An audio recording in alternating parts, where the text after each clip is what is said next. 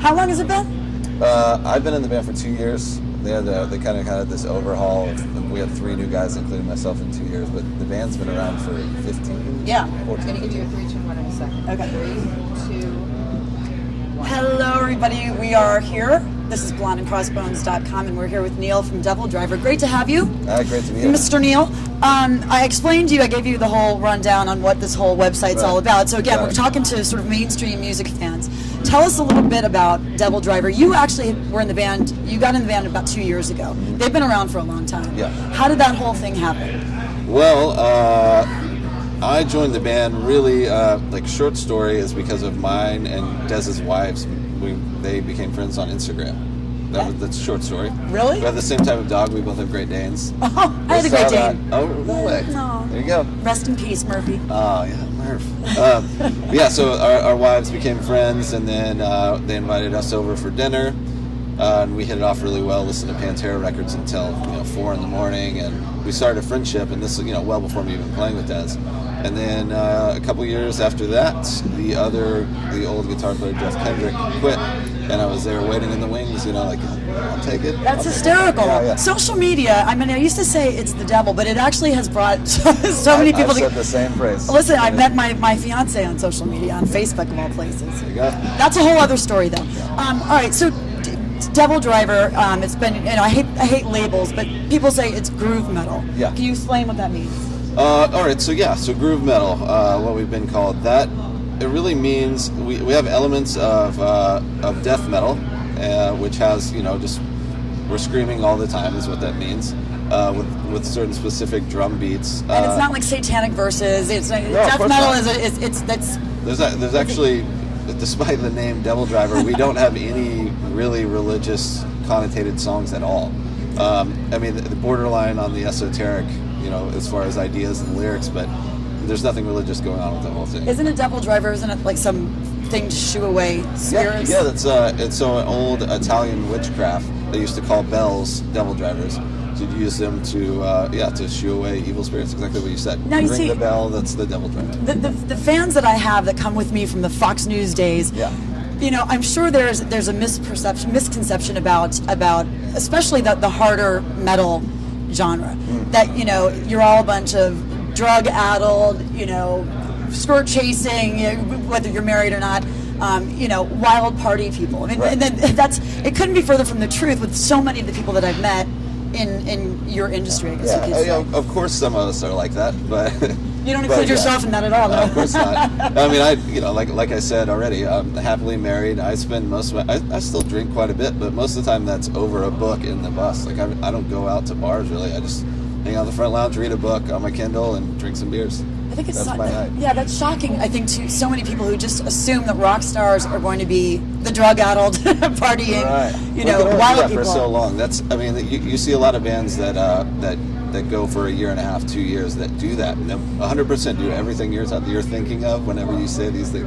They 100% do that, but then they fizzle out. Is it typically the younger bands, though, the ones that are out there that haven't been around so long? So, I've seen it all over, yes, typically, but I've also seen some older guys just finally get their shot at, like 45, 50, and then they use that year and a half to just do everything they wanted to do as a younger age. And it's not sustainable.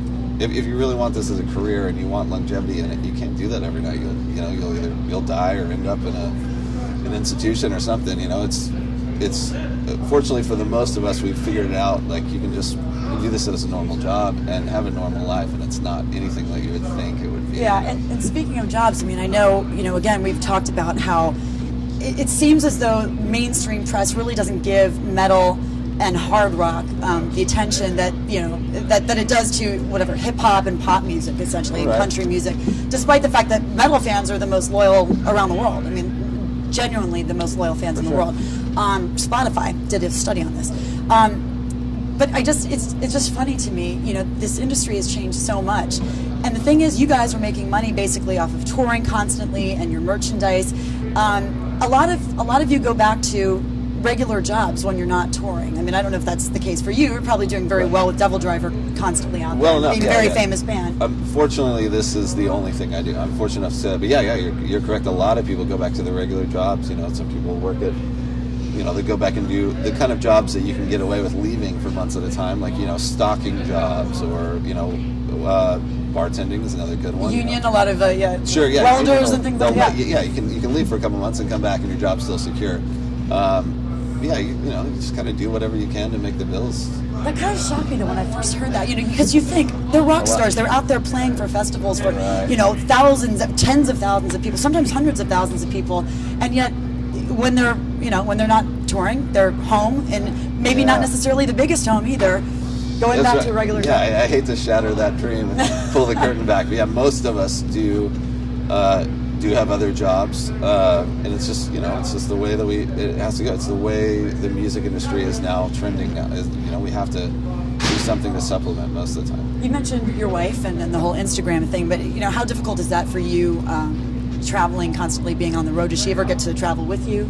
Yeah, I try to have her out as much as I can, and fortunately the rest of the band likes her and is cool with that. That really helps. Right.